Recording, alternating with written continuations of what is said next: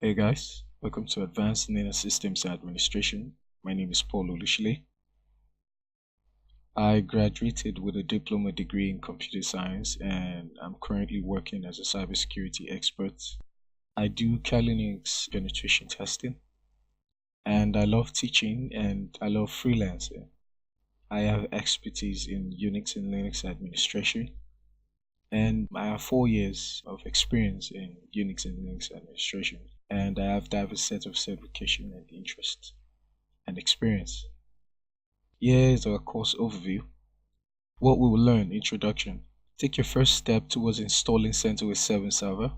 And moving on to bash scripting, we will get hands dirty with the Linux command line and its processes.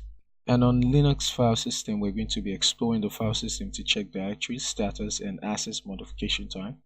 And on network configuration, we're going to set up a web server, SSH, DCP, and use Netcat with ping in a network.